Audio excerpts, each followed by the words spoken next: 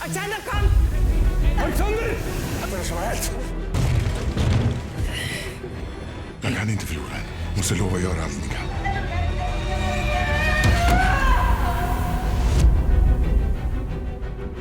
Jag är lei for det. Men barnet lever. Men det är ingen barn. Finns det verkligen ingenting ni kan göra? Dessverre. Vi må bare håpe at det faller av. Doktor Levin har funnet en amme. Hun trenger sårt denne stillingen. Pass godt på hende.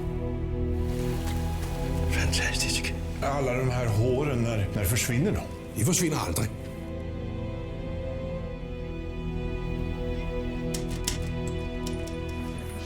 Hon ska aldrig närmare fönstret än det här. Förstått? Jeg forstår.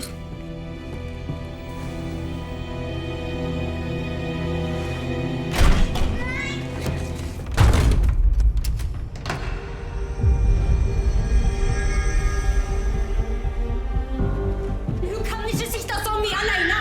Det er ikke sunt! Hon är inte ensam, hon har oss.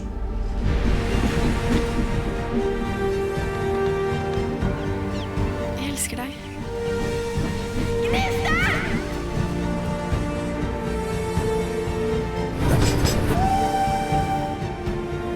La dem bare.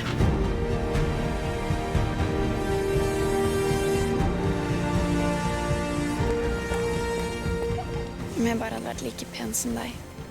Man tror jo, når man er ung, at skønheden, den er selve livet.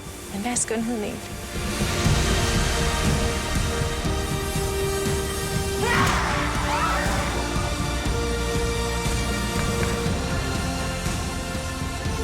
Ce qui m'a amené ici dans cette belle salle, pleine d'idées extraordinaires.